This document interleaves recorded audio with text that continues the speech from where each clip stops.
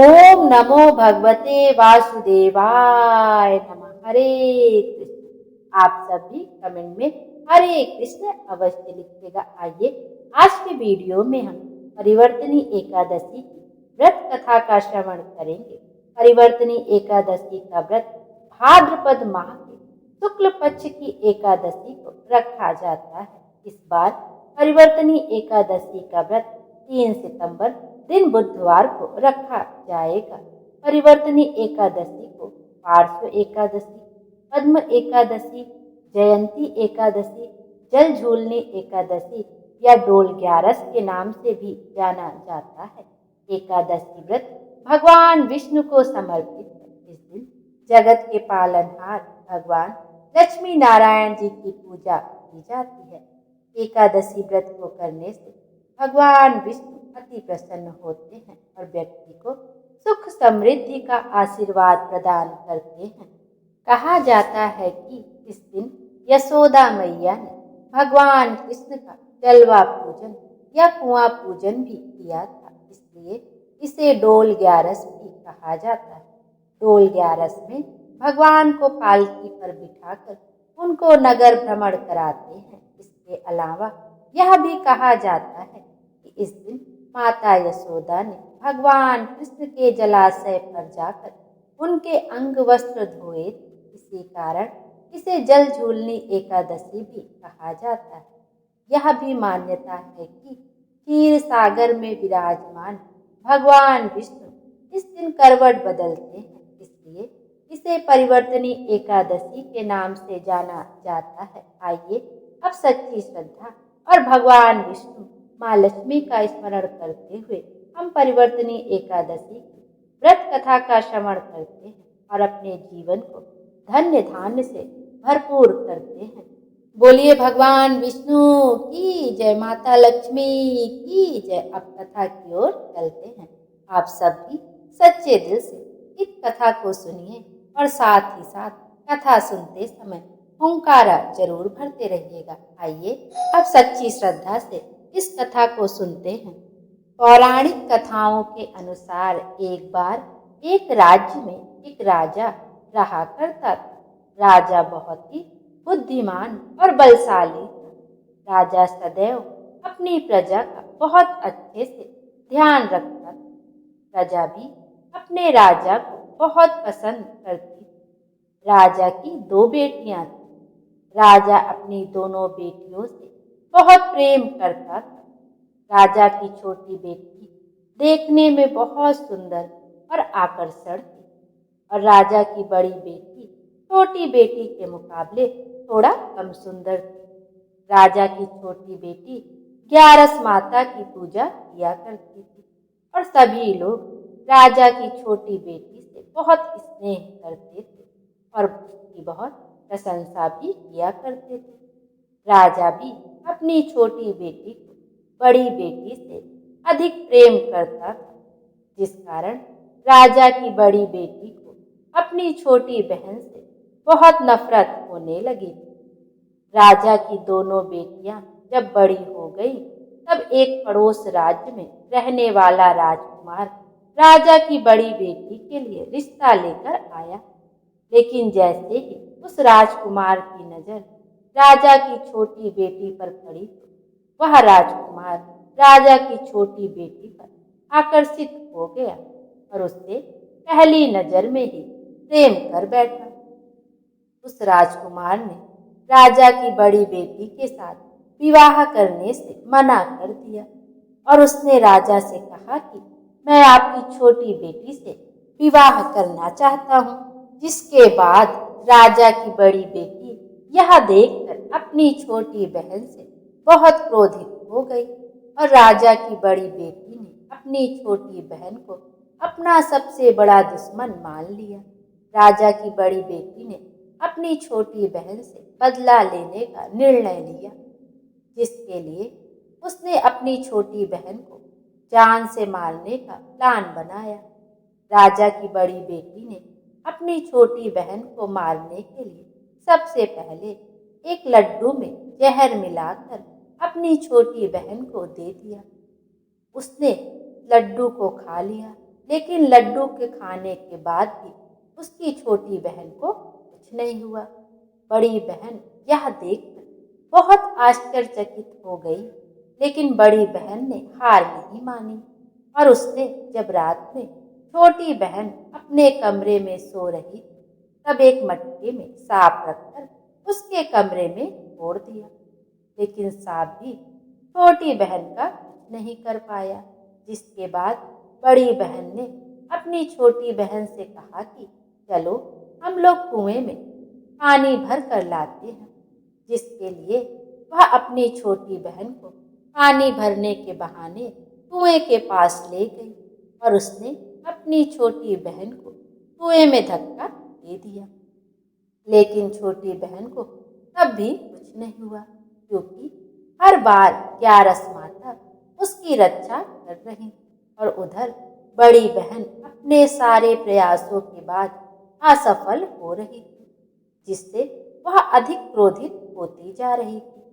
फिर उसने अपनी छोटी बहन के पास जाकर उससे खुद ही पूछा कि मेरी छोटी बहन, तुमको पता है भगवान ने सबकी मृत्यु एक निश्चित समय पर लिखी हुई है, और कैसे तुम्हारी मृत्यु होगी क्या यह तुम जानती हो? तब छोटी बहन ने अपनी बड़ी बहन को बताया कि हाँ, मैं तो जानती हूँ मेरी मृत्यु कैसे होगी। छोटी बहन ने यह सुनकर बड़ी बहन मन ही मन बहुत प्रसन्न होने लगी और उसने अपनी छोटी बहन से कहा कि तुम मुझे अपनी मृत्यु का राज बताओ। छोटी बहन ने अपनी बड़ी बहन से कहा कि मेरी मृत्यु तो एक तोते में है। जो तोते के गले में एक हार है, उससे मेरी मृत्यु होगी। जब तक कोई भी व्यक्ति तोते को मारकर वह हार अपने गले में पहनेगा तो मैं मूर्छित हो जाऊंगी, और जैसे ही उस हार को अपने गले से उतारेगा तो मैं वापस से जीवित हो जाऊंगी। अपनी छोटी बहन की मृत्यु का राज जानकर बड़ी बहन बहुत खुश हो गई और उसने अपनी छोटी बहन को मारने के लिए उसके पालतू तोते को ढूंढना शुरू कर दिया। और छोटी बहन को इस बात का आभास हो गया था कि कोई उसकी जान लेना चाहता है, जिसके लिए वह अपने पिताजी के पास गई और उसने अपने पिताजी से कहा कि पिताजी, मेरी मृत्यु के बाद आप मुझे जलाइएगा मत, बल्कि आप मुझे अपनी पुरानी वाली हवेली में एक पलंग में लिटाकर छोड़ दीजिएगा। अपनी छोटी लड़की यह बात सुनकर राजा बहुत आश्चर्यचकित हो गए।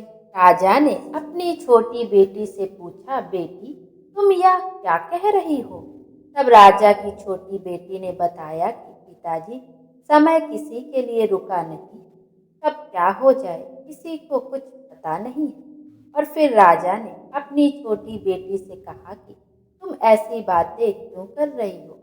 2-3 दिन में तो तुम्हारा विवाह है।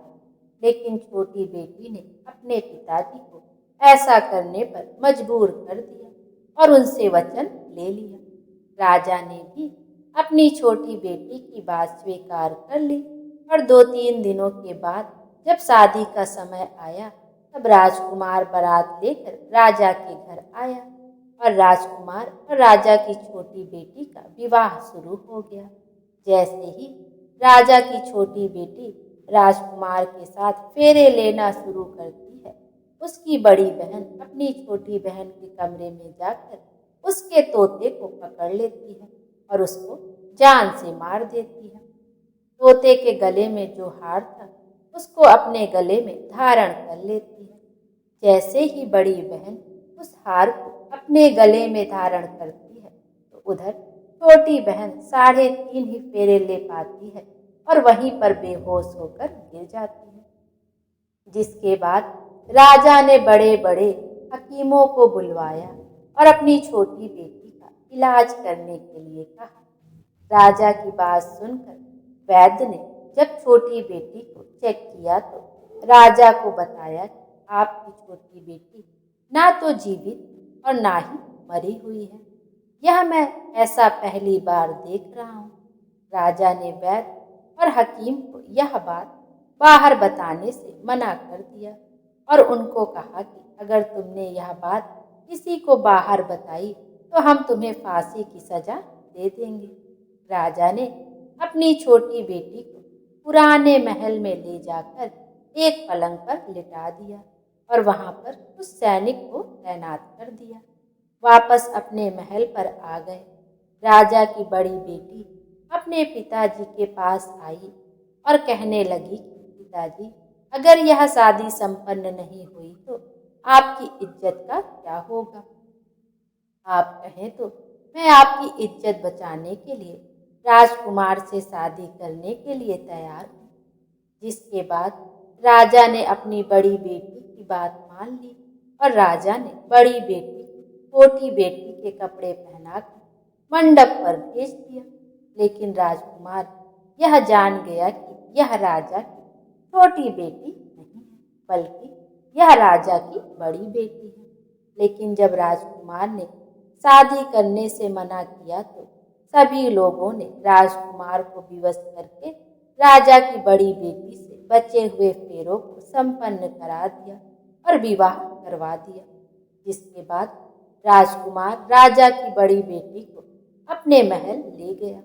राजकुमार राजा की बड़ी बेटी से ना तो बात करता था, ना ही उसको पसंद करता था और ना कभी उसके आसपास भटकता था।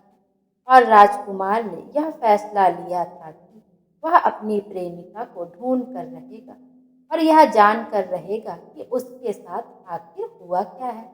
एक दिन राजकुमार अपने घोड़े पर सवार होकर राजा के पुराने महल के पास पहुंच गया, जहां पर उसने कुछ सैनिकों को देखा। महल के पास पहुंचकर राजकुमार ने जब महल को ध्यान से देखा तो यह समझ गया कि यह तो हमारे ससुर जी का महल है।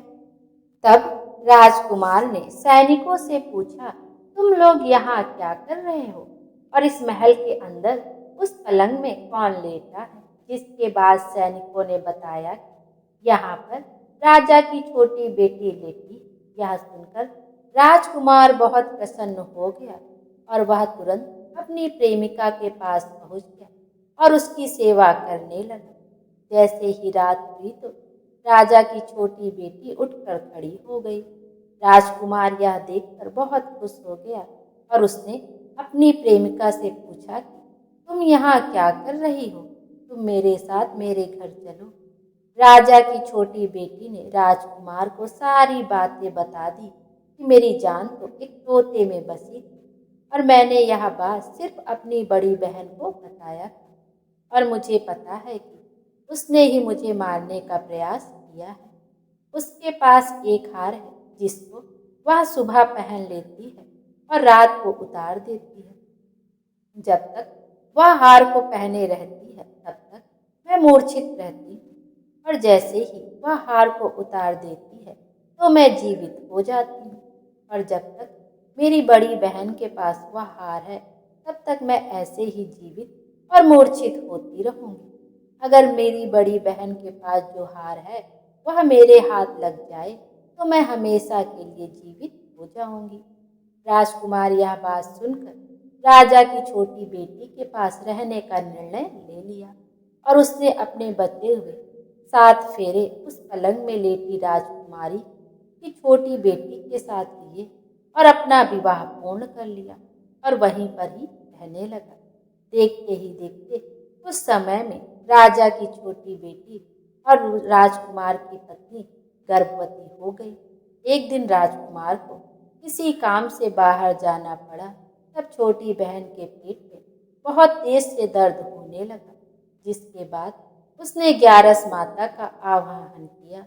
उसके बाद वहां पर ग्यारस माता प्रकट हुई और उन्होंने अपने भक्त के दर्द को दूर किया और एक पुत्र की प्राप्ति करवाई। और वहीं पर अचानक से राजकुमार भी आ गया। राजकुमार ने ग्यारस माता को देखा तो वह आश्चर्यचकित हो गया और उसने तुरंत माता को प्रणाम किया और ग्यारस माता ने राजकुमार से कहा कि जब तुम्हारा पुत्र 5 वर्ष का हो जाए तो तुम अपनी पत्नी का हार लाकर इसके गले में डाल देना। और देखते ही देखते राजकुमार और राजा की छोटी बेटी का पुत्र 5 वर्ष का हो जाता है। एक दिन राजकुमार अपने बेटे से कहता है कि बेटा, मैं कुछ काम से बाहर जा रहा हूँ, तुम अपनी माता का ध्यान रखना, और वहां से चला जाता है। राजा को बाहर निकलता देख बड़ी बहन के सैनिक देख लेते हैं और बड़ी बहन को जाकर सारी बातें बता देते हैं। जिसके बाद बड़ी बहन अपनी छोटी बहन के पुत्र को वहां से उठवा लेती है और उसको मरवा देती है। छोटी बेटी की पुत्र के 2 टुकड़े वह करवाती है। पहला टुकड़ा चक्की के पास छुपा देती है और दूसरा टुकड़ा अपनी पलंग के नीचे रख देती है। अब 11 माता भिखारी का रूप लेकर आती है। एक भिखारी का रूप रखकर बड़ी बहन के पास जाती है, जिसके बाद वहां पर भिक्षा मांगने लगती है। बड़ी बहन अपने नौकरों से कहती है कि जाकर भिक्षा दे दो, लेकिन जैसे ही नौकर 11 माता को भिक्षा देने के लिए आते हैं तो माता उन्हें मना कर देती है और कहती है कि मैं तुम्हारी महारानी से ही भिक्षा दूंगी। जिसके बाद बड़ी बहन स्वयं ही भिक्षा देने के लिए माता के पास आती है। तब माता एक बिल्ली का रूप लेकर उसके कमरे में चली जाती है और वहां पर छोटी बेटी के पुत्र के 2 टुकड़े को आपस में जोड़ देती है और उसे जीवित कर देती है और उस बच्चे को वहां से ले जाती है। राजकुमार अपने बेटे को लेकर अपनी पत्नी के पास जाता है और उससे कहता है कि तुम इसका ध्यान रखना। अगर तुम इस बच्चे का अच्छे से ध्यान रखोगी तो मैं तुमसे बात करने लगूंगा। एक दिन राजकुमार अपने बच्चे से कहता है कि तुम अपनी माँ से उनके गले का हार मांग लो। जिसके बाद राजकुमार का लड़का अपनी माँ के पास जाता है और कहता है कि माँ, मुझे तुम्हारा हार चाहिए जो तुमने गले में पहन रखा है। यह सुनकर पहले तो बड़ी बहन बहुत क्रोधित होती है, पर उसको यह याद आता है कि राजकुमार ने कहा था कि अगर मैं इस बच्चे का अच्छे से ध्यान रखूंगी तो वह मुझसे बात करेंगे। जिसके कारण वह उस बच्चे को दे देती है और वह तुरंत हार को ले जाकर अपने पिताजी को दे देता है। और तभी राजकुमार अपने बेटे को लेकर वहां से जाने लगता है और अपनी पत्नी से कहता है कि तुम हमारे लिए खाना बना कर रखना, मैं शाम को आकर तुम्हारे साथ खाऊंगा। और वह अपने बेटे को लेकर वहां से चला जाता है। जिसके बाद वह राजा के पास जाता है और उनको सारी बातें बता देता है। राजा अपनी बड़ी बेटी की यह करतूत सुनकर बहुत क्रोधित हो जाते हैं और अपनी परवरिश पर ही दोष देने लगते हैं और राजकुमार को अपनी छोटी बेटी के साथ रहने के लिए आदेश देते हैं। बोलिए 11 माता की, जैसे आपने छोटी बेटी की रक्षा की वैसे ही सबकी रक्षा करिएगा। बोलिए 11 माता की जय। आइए अब एकादशी देवी की व्रत कथा का श्रवण करते हैं। मुर नाम का एक दैत्य था। रावण और कंस की तरह वह भी बड़ा आतंक मचाता, स्वर्ग में देवों सहित सभी को पीड़ा देता। सब लोग उससे रक्षा मांगकर श्रीमन नारायण की शरण में गए। भगवान ने कहा, मैं उसे संभालता हूँ, तुम सब चिंता मत करो। भगवान मुर के साथ युद्ध करने लगे, लेकिन अपनी सारी शारीरिक शक्ति लगाकर भी भगवान कुछ नहीं कर सके। भगवान को युद्ध के मैदान से पलायन करना पड़ा। वे हिमालय की एक गुफा में छुप गए। मुर भी उनका पीछा करते हुए वहां पहुंच गया। भगवान ने ध्यान करना शुरू किया और उनके मन से एक शक्ति उत्पन्न की, उनकी मानसिक शक्ति। इस शक्ति ने बाहर आकर मुर को अपनी तलवार से मार डाला। हम जानते हैं कि शरीर में 10 इंद्रियां, 5 ज्ञानेंद्रिय और 5 कर्मेंद्रिय, 11वीं इंद्रिय है मन। संस्कृत में एकादशी का अर्थ है 11, क्योंकि यह देवी उनके मन भगवान की 11वीं इंद्रिय से निकली, इसलिए भगवान ने उन्हें एकादशी के नाम से पुकारा। एकादशी माता की उत्पत्ति का दिन ही उनके नाम से ही जाना जाने लगा। माता एकादशी के अंतिम चरण के दौरान उत्पन्न हुई थी। इसलिए इसे जयंती कहते हैं। और उन्होंने द्वादशी के पहले चरण के दौरान दैत्य को मार डाला था, इसलिए इसे समृद्धि कहते हैं। भगवान ने घोषणा की कि एकादशी के दौरान देवी के इस महान कार्य के कारण पूरे जगत में कोई भी पाप नहीं करेगा, लेकिन पाप तो पहले से ही है। जब उसने यह सुना, पाप पुरुष आश्रय की तलाश में इधर उधर भागने लगा। एकादशी के दौरान वह कहाँ रहेगा। वह जहाँ भी गया सभी ने उसे आश्रय देने से इनकार कर दिया। अंत में भोजन एकादशी के दौरान उसे आश्रय देने के लिए सहमत हुआ। यानी कानिचा पापानि ब्रह्म हत्या कानिचा अन्यमाचित् सावर्णी तिष्ठन्ति हरिवासरे अघम सम केवल भुषन्ते यो भुषन्ते हरिवासरे। तो एकादशी के दौरान सभी पाप भोजन में आश्रय लेते हैं। जो कोई एकादशी के दौरान भोजन करता है, ये पाप उस व्यक्ति में प्रवेश करेंगे और रोग, समस्या, हानि, परेशानी इत्यादि बन जाएंगे। एकादशी देवी को विष्णु कन्या भी कहा जाता है, क्योंकि वह भगवान की मानस पुत्री है। उनकी मूर्ति पूरी जगन्नाथ मंदिर और द्वारका धाम में है। भगवान के धर्म की रक्षा के लिए जितने भी अवतार हैं, वे सभी एकादशी के दिन ही हुए, इसलिए यह इतना पवित्र दिन है। बोलिए एकादशी माता की जय। आइए अब इंदिरा एकादशी की व्रत कथा का भी श्रवण करते हैं। बोलिए विष्णु भगवान की जय। पौराणिक कथा के अनुसार पूर्व काल की बात है।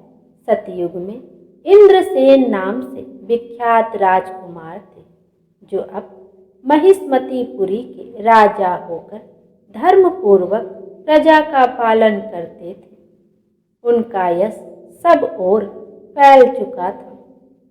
राजा इंद्रसेन भगवान विष्णु को भक्ति में तत्पर हो गोविंद के मोक्षदायक नामों का जप करते हुए समय व्यतीत करते थे और विधि पूर्वक आध्यात्म तत्व के चिंतन में संलग्न रहते थे। एक दिन राजा राजसभा में सुखपूर्वक बैठे हुए थे। इतने में ही देवर्षि नारद आकाश से उतरकर वहां आ पहुंचे। उन्हें आया देख राजा हाथ जोड़कर खड़े हो गए और विधि पूर्वक पूजन करके उन्हें आसन पर बिठाया। इसके बाद वे इस प्रकार बोले, मुनि श्रेष्ठ, आपकी कृपा से मेरी सर्वथा कुशल है। आज आपके दर्शन से मेरी संपूर्ण यज्ञ क्रियाएं सफल हो गई। हे देवर्षि, अपने आगमन का कारण बताकर मुझ पर कृपा करें। नारद जी ने कहा, हे नृपश्रेष्ठ, सुनो, मेरी बात तुम्हें आश्चर्य में डालने वाली है। मैं ब्रह्मलोक से यमलोक में आया था। वहां एक श्रेष्ठ आसन पर बैठा और यमराज ने मेरी भक्ति पूर्वक पूजा की। उस समय यमराज की सभा में मैंने तुम्हारे पिता को भी देखा था। वे व्रत भंग के दोष से वहां आए थे। राजन, उन्होंने तुमसे कहने के लिए एक संदेश दिया है, उसे सुनो। उन्होंने कहा है, बेटा, मुझे इंदिरा एकादशी के व्रत का पुण्य देकर स्वर्ग में भेजो। उनका यह संदेश लेकर मैं तुम्हारे पास आया हूँ। राजन, अपने पिता को स्वर्गलोक की प्राप्ति कराने के लिए इंदिरा एकादशी का व्रत करो। राजा ने पूछा, भगवान, कृपा करके इंदिरा एकादशी का व्रत बताइए। किस पक्ष में, किस तिथि को और किस विधि से उनका व्रत करना चाहिए। राजेंद्र, सुनो, मैं तुम्हें इस सर्वथा कुशल व्रत की शुभकारक विधि बतलाता हूँ। अश्विन मास के कृष्ण पक्ष में दशमी के उत्तम दिन को श्रद्धायुक्त चित्त से प्रातः काल स्नान करो। फिर मध्याह्न काल में स्नान कर एकाग्रचित हो एक समय भोजन करें तथा रात्रि में भूमि पर सोएं।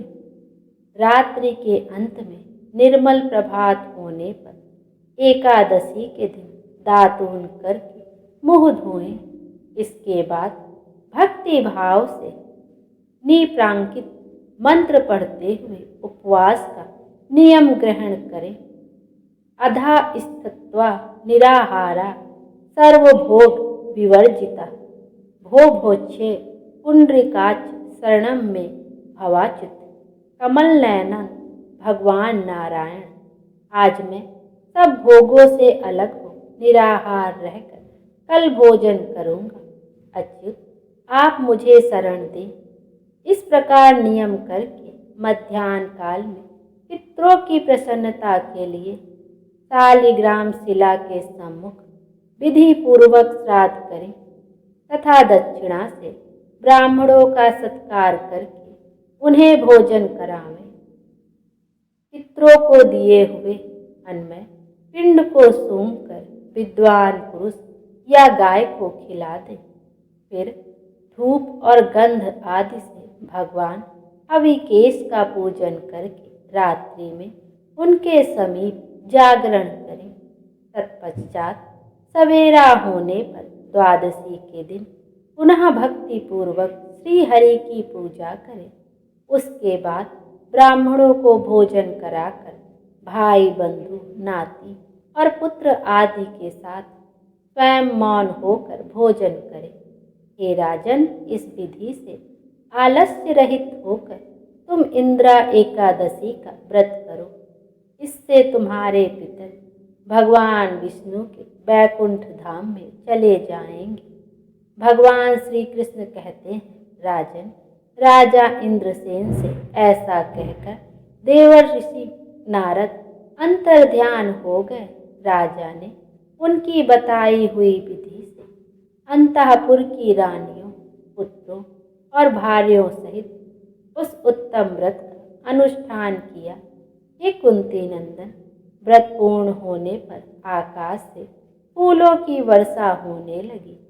इंद्रसेन के पिता गरुड़ पर आरूढ़ होकर श्री विष्णु धाम को चले गए और राजश्री इंद्रसेन भी अकंटक राज्य का उपभोग करके अपने पुत्र को राज्य पर बिठाकर स्वयं स्वर्गलोक को गए। इस प्रकार मैंने तुम्हारे सामने इंदिरा एकादशी व्रत के महात्म का वर्णन किया है। इसको पढ़ने और सुनने से मनुष्य सब पापों से मुक्त हो जाता है।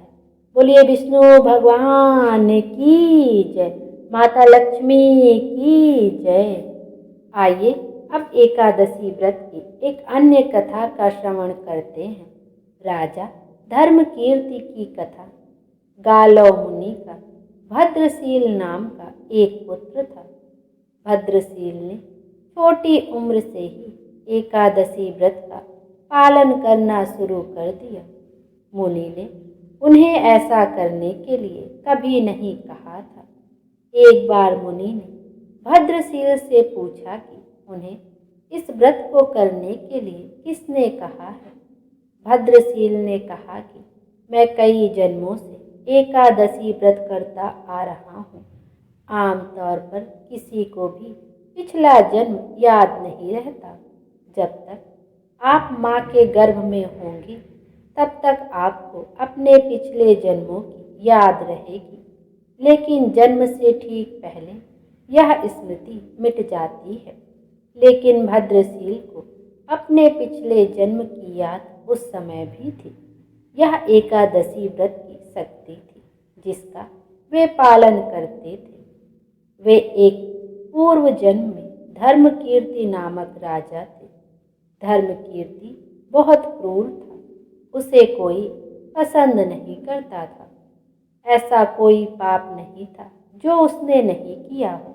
एक बार वह अपने सैनिकों के साथ शिकार पर गया। उसने एक हिरण को देखा और अपने सैनिकों को उस हिरण को चारों ओर से घेरने के लिए कहा।